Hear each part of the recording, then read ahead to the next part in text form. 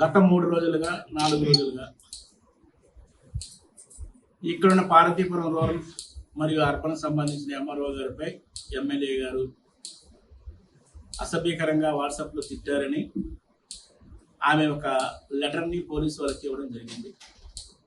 అయితే అది వాట్సాప్లో హల్చల్ చేస్తే నేను అది చూసిన తర్వాత ఫోన్లే సాయంకాలమో ఆ తర్వాత మరుసటి రోజైనా సర్దిద్దుకుంటారేమో అనే ఆలోచనతో నేనేమో చూసి ప్రశాంతంగా ఉండడం జరిగింది. అయితే ఈలోపు సాయంకాలం 7 గంటల టైంలో ఎవరో కొంతమంది పెద్దలు సలహా మేరకు ఆయనేమో ప్రెస్ మీట్ పెట్టి ఆయనే అడ్మిట్ అయ్యారు. ఏమని, నేను వాట్సాప్ కాల్ చేయడం వాస్తవము, నేను తిట్టడము మందలించడము వాస్తవము అని చెప్పడం జరిగింది. అయితే చెబుతూ అక్కడితో ఆగలేదు. ఏమని, నాకు ఆమె సోదరులు లాంటిది అయ్యి నేను ఆవిడ తిడతాను, ఆమె నాకేదో పని చేస్తుంది, ఆవిడతో మంచి చేయిస్తాను తప్ప ఈ ప్రజలకంటే చెప్తే బాగుందని నేను భావించాను. కానీ ఆయన ఏం చెప్పారంటే, ములగ అనే గ్రామంలో 2 లక్షల రూపాయలు లంచం తీసుకుంది. ఆ లంచం ఇవ్వనందుకు, లంచం ఇచ్చి పని చేయనందుకు నేను మందలించడం జరిగిందని వాటి చెప్పడం జరిగింది. అదేంటి, ఒక డిజిటల్ సిగ్నేచర్. నేను కొంచెం అవగాహనతో డిజిటల్ సిగ్నేచర్ని ఒక ఎమ్మెల్యే చెప్తే ఒక ఎంఆర్ఓ గారు ఎందుకు పెట్టలేదు?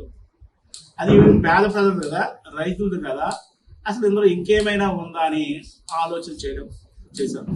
అయితే దాని మీద గతంలోన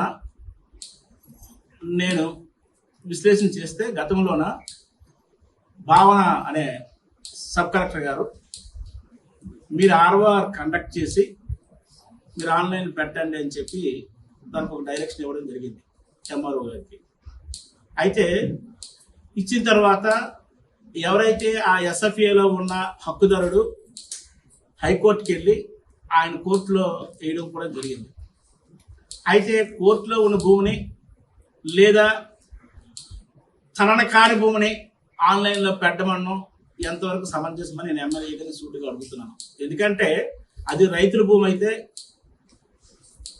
అది నిజంగా రైతులకు సంబంధించింది అయితే ఎస్ఎఫ్ఏలో ఉన్న రైతు నాదిని క్లెయిమ్ చేస్తున్నప్పుడు పూర్వపరాలు పరిశీలన చేయాల్సిన బాధ్యత సంబంధిత అధికారులు కాబట్టి ఆమె పరిశీలన చేసి చెప్తామని చెప్పడం జరిగిందనేది నాకుండే సమాచారం. అదే కాకుండా ఇంకా లోతుగా వెళ్ళను, ఏమాత్రం దానికి ఎమ్మెల్యే గారు ఎందుకు చెప్తారు ఆ మాట, ఇంకేదో ఉంటుందని అంటే, రెవెన్యూ అధికారులు అందరూ కూడా జిల్లా యంత్రాంగం మొత్తం కూడా ఒకటే మాట్లాడుతుంది. ములగ ఇష్యూ కాదు, 137 సర్వే నెంబరు 137 సర్వే నెంబర్లో ఒక ల్యాండ్ని ఇన్కార్పొరేట్ చేయమని ప్రజలు చేస్తున్నారు. ఇది రికార్డ్ ట్యాంపరింగ్ చేసి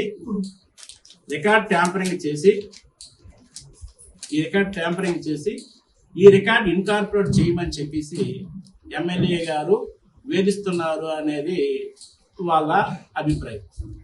అదే కాకుండా బెల్గాంలో ఇంకొక ల్యాండ్ని కూడా యాక్చువల్ రైతు కాకుండా వేరే పేరు ఇన్కార్పొరేట్ చేయమని, ఈ 3 విషయాల మీద ఎమ్మెల్యే గారు మమ్మల్ని ఇన్కార్పొరేట్ చేయమని చెప్పడం జరిగింది అని చెప్పాను.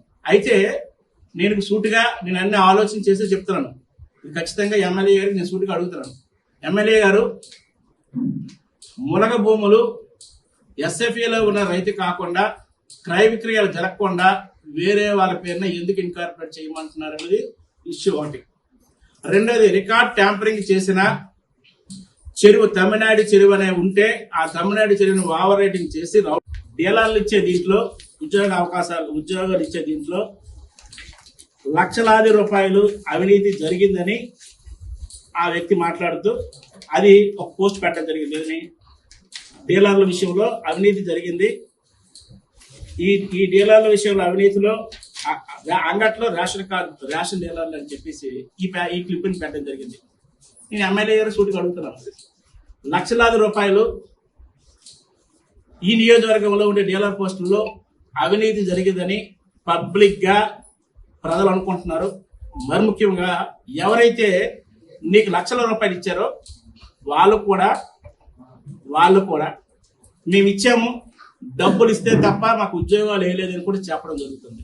ఇది వాస్తవం అవునా కాదా అనేది మీకు నేను సూటిగా అడుగుతాను. ఇదే కాకుండా ఆ పబ్లిక్ ఏమో అక్కడతో ఆగకుండా ఇంకొక మాట అంటున్నాడు, అంగట్లో అంగన్వాడీ ఉద్యోగాలు అని ఉద్యోగాలు అమ్మేసుకున్నారని చెప్పేసి ఒక క్లిప్పింగ్ పెట్టాడు ఆయన. ఏమని, ఇదిగోండి అని చెప్పి అంగన్వాడీ పోస్టుల అమ్మకాలు జరిగాయి, ఈ క్లిప్పింగ్ పెట్టాడు. ఇదే కాకుండా ఈ రాష్ట్రంలో ఒక పరిపాలన జరుగుతుంటే పార్వతీపురం నియోజకవర్గంలో ఒక పరిపాలన జరుగుతుంది. ఏంటంటే ఈ రాష్ట్రంలో సూపర్ 6 ఇంప్లిమెంట్ చేస్తామని చెప్పేసి సూపర్ 6 ఇంప్లిమెంట్ చేస్తామని చంద్రబాబు నాయుడు ఈ రాష్ట్ర ప్రజల్ని మోసం చేస్తే మన నియోజకవర్గంలో ఏం జరుగుతుందంటే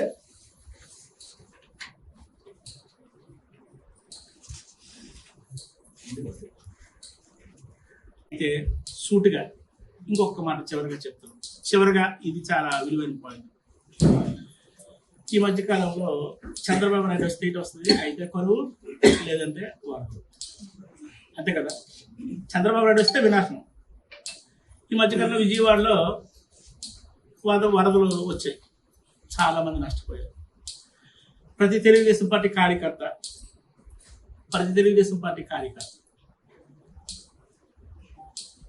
ఈ చివరికి మా గున్నేష్ గారు కూడా ఒక 10,000 రూపాయలు ఇవ్వడం జరిగింది.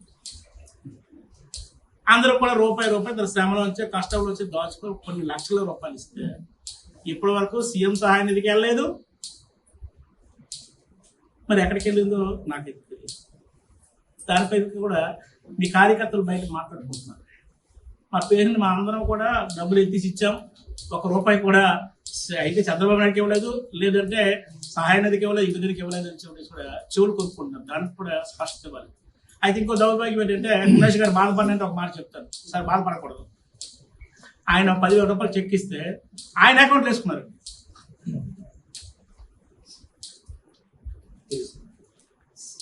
సీఎంగా సహాయ నిధికి ఆయన ఇస్తే ఆయన అకౌంట్లో వేసుకున్నారు. చెక్ వెనక్కి పంపించి ఆయన పేరు తీసుకున్నారు.